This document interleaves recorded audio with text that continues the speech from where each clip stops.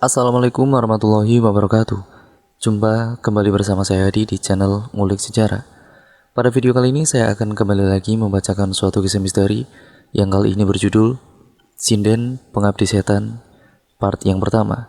Cerita pada kali ini ditulis oleh Mas Dioseta. Nantinya kalian juga bisa mengunjungi thread beliau secara langsung. Yuk daripada kita lama-lama, bagaimana kisahnya? Kita langsung saja menuju ke ceritanya. Persiapkan diri kalian, karena ceritanya akan segera saya mulai.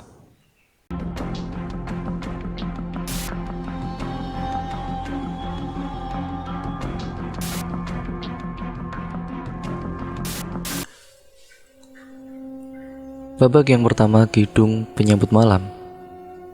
Panggung pementasan. Aku berdiri mengagumi kemegahan panggung yang berdiri tidak jauh dari desa tempat tinggal. Sebuah panggung yang dibangun dengan susunan kayu dengan latar pemandangan bukit di belakangnya.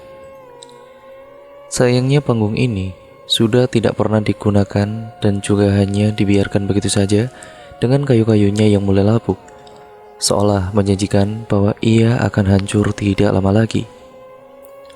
Memang hanya lahan kosong yang berbatasan dengan hutan yang ada di sekitar tempat ini. Tapi kami anak-anak cukup senang bermain layaknya seorang penyanyi dan penari di atas panggung reot ini. Dari atas panggung kami selalu merasa bahwa sebelumnya pernah ada rumah-rumah atau desa yang berada di sekitar. Apalagi pemandangan lahan yang sudah ditumbuhi semak-semak pun seolah tidak bisa menutupi bahwa pernah kehidupan di sekitar sini. Gendis, pulang yuk, sudah sore. Ajak ia satu-satunya teman bermain yang seumuranku di desa. Aku melihat langit yang sudah mulai memerah dan segera menuruti ajakan Kia untuk meninggalkan tempat ini. Walaupun senang bermain di sini, kami tahu dengan jelas bahwa saat matahari mulai terbenam, pemandangan di tempat ini tidak akan lagi sama. Gelapnya langit malam merubah tempat ini menjadi lebih layak untuk dihuni oleh mereka yang tidak kasat mata. Dari pendopo hutan lagi ya? Tanya ibu yang sepertinya sudah beres menyiapkan makan untuk kami. Iya bu, main sama Kia. Ya sudah, mandi dulu sana, habis itu makan. Bapak bentar lagi pulang. Aku lalu menuruti perintah ibu dan segera mengambil handuk menuju kamar mandi yang terpisah di belakang rumah. Dengan segera aku membersihkan tubuhku untuk kembali menemui ibu di meja makan. Ikan asin dan juga sayur lodeh, menu masakan yang selalu menjadi favoritku. Ibu sudah mengambilkan nasi dan meletakkannya di hadapanku. Sekolahnya gimana? Ada PR nggak? Tanya ibu. Ada bu. Ya tapi Gendis sudah kerjain duluan sebelum main, jawabku sambil memamerkan senyumanku kepada ibu. Ibu balik tersenyum dan mengusap kepalaku. Biasanya ibu tidak bertanya mengenai pekerjaan rumahku karena memang aku sudah terbiasa mengerjakan semuanya sendiri. Mungkin karena aku baru saja masuk SMP, ibu khawatir aku akan merasa kesulitan. Aku pun kemudian menghabiskan nasi dan sayur lodeh yang sudah disiapkan oleh ibu. Ini sayur favoritku. Melihatnya terpampang di depan mata membuatku tidak tahan walau hanya sebentar menunggu bapak. Belum lama aku selesai membereskan peralatan makanku, dari luar terdengar suara berisik yang tidak biasa, seolah ada warga yang berkerumun tidak jauh dari rumah kami. Ada apa itu bu? Tanyaku. Boh, gak tahu ibu. Ibu lihat dulu ya. Aku pun kemudian menyusul ibu dan menyaksikan keramaian yang terjadi di tengah desa. Woi, pergi. Aku tidak sudi menerima kamu lagi, ucap Pak Baskoro, salah satu perangkat desa di tempat ini. Di depannya terlihat seorang wanita masih dengan riasan menangis memohon kepada suaminya itu. Dia adalah Ibu Lindri, atau sering dipanggil Nyai Lindri karena dikenal sebagai pesinden di beberapa kelompok wayang. Pak, itu fitnah pak. Aku tidak ada apa-apa dengan Ki Joyo Talun, teriaknya sambil terus menangis. Namun bukannya berhenti, Pak Baskoro malah semakin kasar. Ia kemudian mengambil kendi air yang ada di depan rumahnya dan melemparkannya ke wajah istrinya itu, hingga wajah dan juga tubuhnya terluka dengan pecahan kendi tersebut. "Sudah Pak, sudah, jangan keterlaluan," ucap Mas Jatmiko, salah satu pemuda di desa ini. "Ah, diam kamu. Kalau ada yang ikut campur, aku pastikan kalian juga senasib dengan dia." Mendengar ucapan Pak Baskoro itu, semua warga terdiam dan tidak berani melawannya, termasuk Mas Jatmiko. Baskoro adalah salah satu orang terpandang di desa ini. Ia mempunyai pengaruh yang sangat besar. Hanya dengan perintahnya saja, satu orang warga desa bisa diasingkan dari desa ini. Sudah Nyai, Nyai pergi saja, daripada Pak Baskoro semakin marah, ucap salah seorang ibu yang sudah tidak tega melihat penghinaan itu. Tidak ada pilihan lain, Nyai Lindri sekuat tenaga berusaha untuk berdiri. Ia menatap sekali lagi suaminya yang masih terus mengumpatnya dan berpaling berjalan meninggalkannya dengan langkah yang terseok-seok sambil menangis.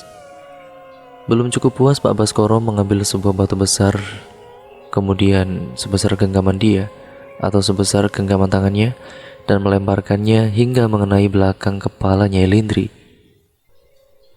Dari jauh pun aku melihat darah menetes dari kepalanya. "Dasar perempuan sundal," teriak Pak Baskoro menghantarkan kepergian Nyai Lindri.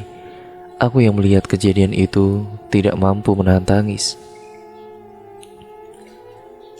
Walaupun luka dari lemparan batu itu sakit, tapi aku yakin itu tidak sesakit luka yang ditorehkan suaminya itu di dalam hati dan juga perasaannya Ibu Lindri, hingga suara isak tangis Nyai Lindri itu terdengar di setiap langkahnya. "Bu, kita tolong Nyai Lindri yuk Bu. Pintaku pada ibuku. Jangan nak, kalau ketahuan keluarga kita bisa celaka," larang ibuku. Tepat saat Nyai Lindri meninggalkan gerbang desa, terdengar suara alunan tembang mengalun di tengah kesunyian dengan suara isak tangis di setiap jedanya. Itu adalah suara Nyai Lindri. Aku tidak dapat mendengar dengan jelas kata-kata yang dinyanyikannya, namun aku berani memastikan tidak ada hati yang tidak terenyuh melihat dan juga mendengar kejadian saat ini. Setelah Nyai Lindri menghilang di kegelapan hutan, semua warga membubarkan diri dan masuk ke rumahnya masing-masing dalam kesunyian. Tidak lama kemudian, bapak pun pulang ke rumah, wajahnya terlihat sedikit bingung. "Pak, Bapak tahu masalahnya Nyai Lindri?" "Iya Bu, mereka sudah keterlaluan." Bapak mendengar perbincangan Baskoro dengan Ki Joyo Talun. Ucap bapakku, "Dan maksud bapak apa?" Sudah Bu, bukan urusan kita. Lebih baik kita jaga jarak dulu dari mereka." Bapak pun terlihat tidak ingin membahasnya dan pergi ke belakang untuk mandi. Ucapan bapak malam itu mulai ku mengerti beberapa hari setelahnya. Pak Baskoro kemudian membawa seorang perempuan untuk tinggal di rumahnya. Menurut cerita warga, dia adalah salah satu penari yang dikenalkan oleh Ki Joyo Talun. Bagaimana mereka bisa akrab, padahal Pak Baskoro menuduh Nyai Lindri berselingkuh dengan Ki Joyo Talun.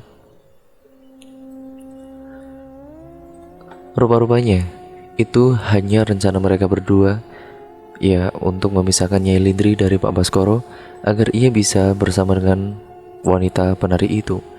Pak Baskoro juga sering memamerkan kemesraannya dengan perempuan itu di depan para warga. Warga yang melihatnya hanya meladeni ucapan Pak Baskoro karena takut. Suatu malam tiba-tiba terdengar suara tembang dengan suara yang lirih. Warga mencari asal suara itu dan melihat Nyai Lindri di depan desa, menyaksikan Pak Baskoro dan wanita itu berduaan dengan sangat mesra.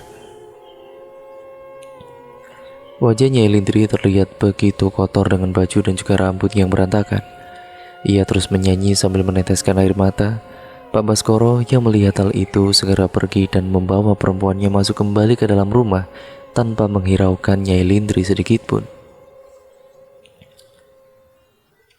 Dan setelah kejadian itu, setiap malam Nyai Lindri selalu muncul di desa dengan menyanyikan lagu yang semakin hari semakin terdengar sangat lirih.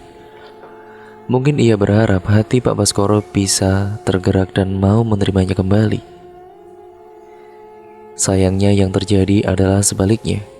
Saat hari berikutnya Nyai Lindri kembali ke desa, Pak Baskoro sudah bersiap bersama Ki Joyo Talun menyambut kedatangannya. Perempuan sundal, itu sudah urusanmu. Tubuh dan juga nyawanya sudah tidak ada urusannya denganku, ucap Pak Baskoro kepada Ki Joyo Talun. Mendengar kata-kata itu, Ki Joyo Talun kemudian tersenyum. Ia segera mengajak anak buahnya keluar desa untuk menghampiri Nyai Lindri.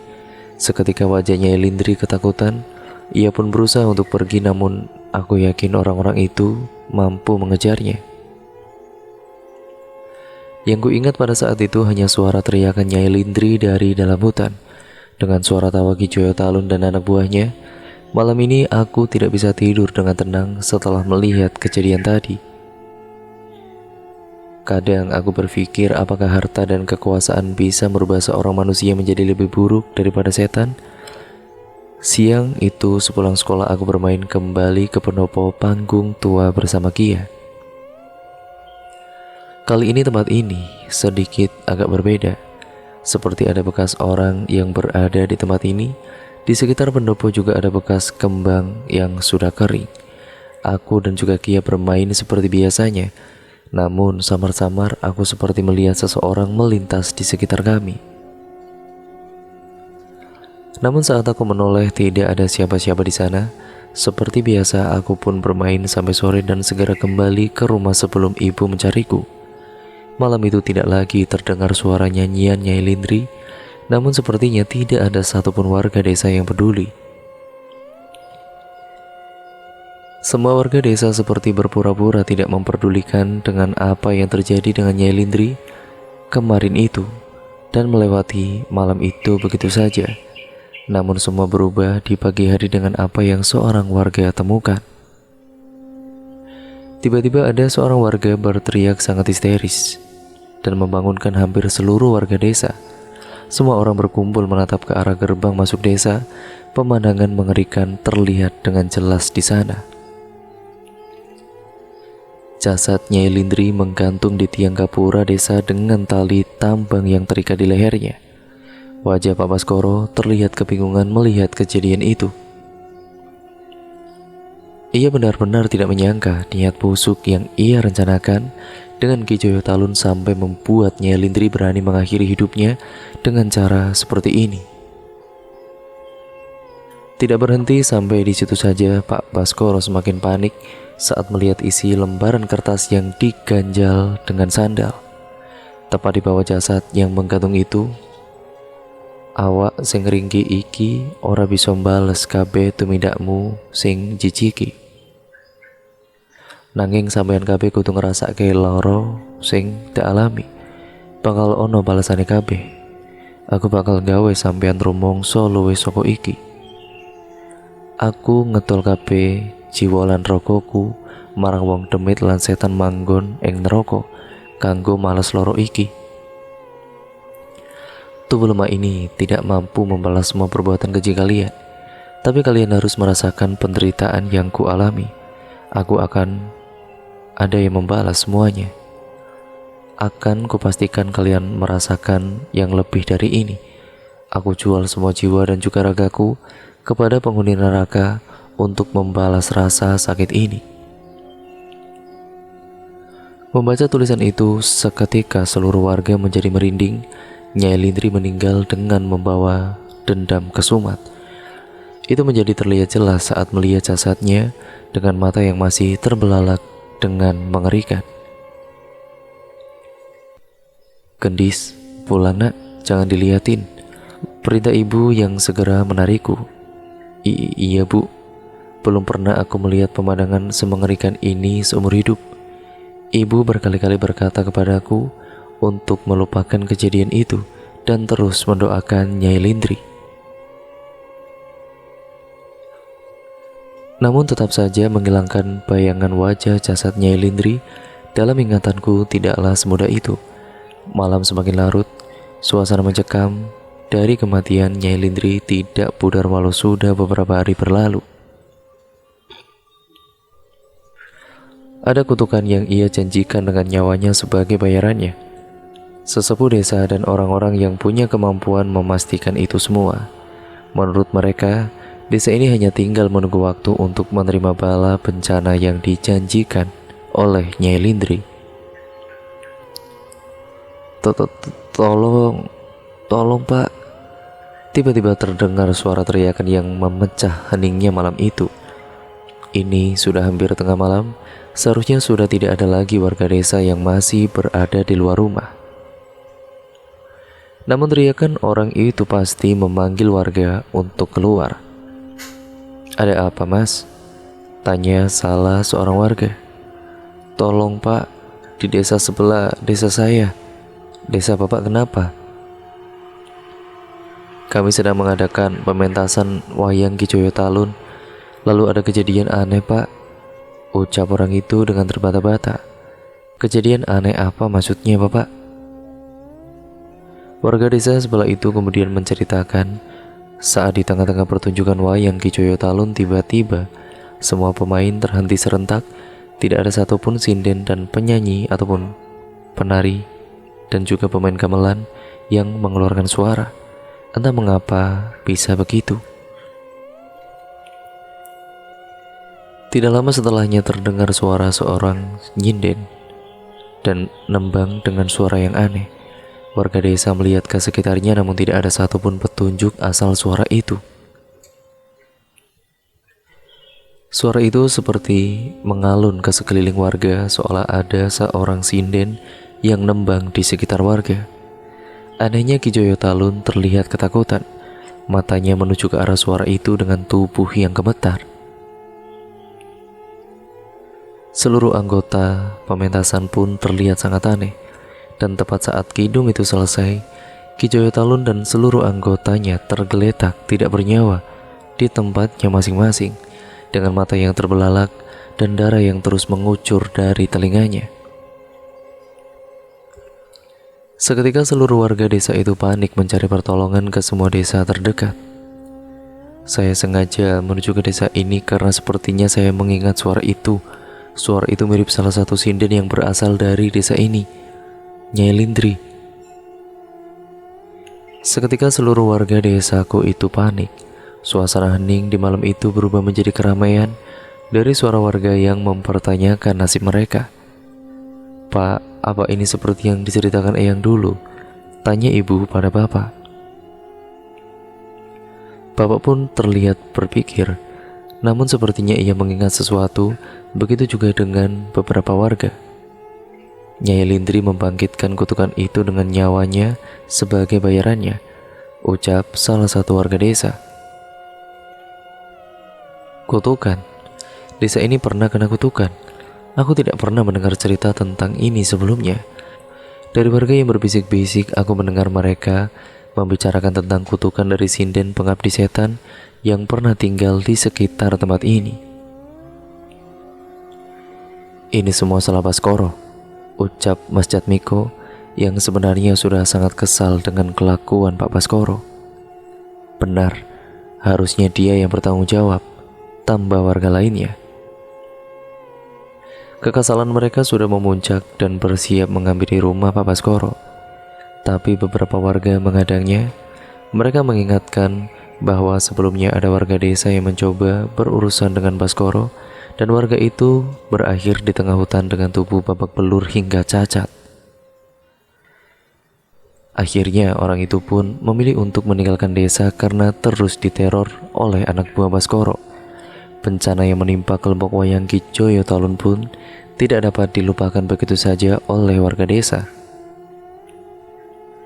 Kisah itu membuat warga was-was, dan juga bahkan Pak Baskoro sampai beberapa kali mengundang dukun untuk melindunginya. Dia percaya hal itu bisa melindunginya dari Nyai Lindri. Malam satu suro, aku mengingat saat itu bulan purnama bersinar begitu terang. Di depan teras rumah aku menunggu bapak dan ibu yang seharusnya sudah pulang dari tadi. Entah hanya halusinasiku atau bukan, samar-samar aku melihat bayangan yang kadang terlihat dan kadang menghilang melintas di hadapanku. Sekilas bayangan itu menyerupai seorang wanita yang mengenakan baju kebaya. Dan tidak lama setelah itu, sayup-sayup aku mendengar suara seorang wanita yang sedang bernyanyi. Suara itu terdengar ke seluruh penjuru desa, berupa suara tembang yang dinyanyikan seorang sinden tanpa iringan musik. Seketika aku merasa merinding dan memilih untuk masuk ke rumah. Setelah aku masuk, tidak lama kemudian terdengar suara langkah kaki yang terburu-buru masuk ke dalam rumah. Itu adalah suara bapak dan juga ibu. Mereka terburu-buru menuju kamarku dan wajahnya terlihat lega saat menemukanku. "Ada apa toh, Bu?" Enggak apa-apa, Nduk, tidur saja, nanti ibu temenin," balas ibu sambil mengatur nafasnya. Ibu meninggalkanku sebentar untuk berbicara dengan bapak. Samar-samar aku mendengar mereka sedang membicarakan Nyai Lindri dan Baskoro. Sebelum akhirnya mereka selesai dan ibu kembali ke kamar. Saat ibu mendekat, aku baru menyadari keanehan wajah ibu. Wajahnya terlihat cemas. Tepat saat aku mulai tertidur, sayup-sayup aku mendengar suara tembang yang dinyanyikan oleh seseorang. Suaranya terdengar tidak jauh dari rumah kami, tapi suaranya terdengar lirih dan menakutkan. Seketika saat itu juga wajah ibu berubah. Suara tembang itu tidak bergerak seperti sebelumnya. Ia berhenti di dekat rumah dan tidak berpindah. "Sabar ya, Nduk, sebentar ya, Nduk," ucap ibu meninggalkanku. Tidak lama terdengar suara pintu rumah terbuka. Aku tidak tahu apa yang terjadi di sana. Aku merasa ibu dan bapak di luar cukup lama, sampai akhirnya ibu pun kembali ke rumahku. "Bu, itu siapa yang nembang malam-malam begini?" tanyaku yang masih mendengarkan suara seorang wanita sedang nyinden dengan suara yang tidak jauh dari tempat kami berada. "Sudahlah nak, jangan dihiraukan, tidur yang nyenyak ya," ucap ibu lagi dengan mimik wajah yang seolah terlihat sangat ketakutan. Walau begitu, ibu tetap menenangkanku dengan menemaniku tidur sambil membelai rambutku. Ia lantas menggumam menyanyikan lagu untuk menenangkanku, dan itu berhasil membuatku tertidur. Tapi itu adalah kali terakhir aku berbicara dengan ibu. Esok paginya, kutemukan ibu sudah dalam keadaan tergeletak kaku, tidak bernyawa dengan mata yang terbelalak di lantai rumah. "Bapak, ibu kenapa, Pak?" aku berteriak sambil menangis melihat kondisi ibu yang mengenaskan. Bapak segera berlari menuju kamarku. Tubuhnya seketika lemas, tidak berdaya sambil terus memeluk ibu dalam tangisannya. Bapak terus memastikan nafas dan juga jantung ibu. Namun, sama sekali tidak ada pergerakan hingga akhirnya Bapak membacakan doa dan menutup mata ibu. Aku terus menangis saat itu. Bapak berusaha bersikap tegar untuk menenangkanku. Namun ini benar-benar tidak mudah. Suara ramai terdengar dari luar. Aku dan Bapak mencoba memeriksanya dan berniat mencari pertolongan untuk membantu kami mengurus jenazah ibu. Namun yang terjadi benar-benar di luar nalar. Warga terlihat buru-buru ke berbagai tempat. Ada yang menggotong keranda di masjid, ada yang memasang bendera kuning, dan terlihat beberapa warga yang menangis di depan rumahnya. "Pak, Bu Citra dan anaknya meninggal semalam," ucap Mas Miko yang kebetulan melewati rumah kami bersama warga lainnya. Tentu saja kami kaget mendengar berita itu, apalagi bukan hanya Bu Citra. Ternyata istri muda Pak Baskoro pun dikabarkan ditemukan meninggal pagi ini. Tapi raut wajah warga desa pun berubah saat kami bercerita ataupun menceritakan kondisi ibu. Semua meninggal dengan kondisi yang sama, mata terbuka dan darah yang mengalir dari lubang telinga. Sejak hari itu aku sadar semuanya tidak akan kembali normal. Kidung keramat dari sinden pengabdi setan yang sudah tidak pernah terdengar lagi selama puluhan tahun, kini mulai menghantui seluruh warga desaku tanpa terkecuali. Menjelang siang, jenazah ibuku bersama seluruh jenazah korban kutukan sinden itu dikumpulkan di balai desa. Warga membacakan doa agar roh mereka bisa tenang sebelum dikuburkan. Terlihat wajah cemas dari seluruh warga desa yang berada di sana. Pak Baskoro tidak ada di tempat itu, padahal istri barunya itu juga terbaring di antara jenazah-jenazah ini. Dari luar terdengar suara mobil melintas melewati balai desa. Warga memperhatikan keluar dan menemukan Pak Baskoro tengah meninggalkan desa dengan membawa barang-barangnya.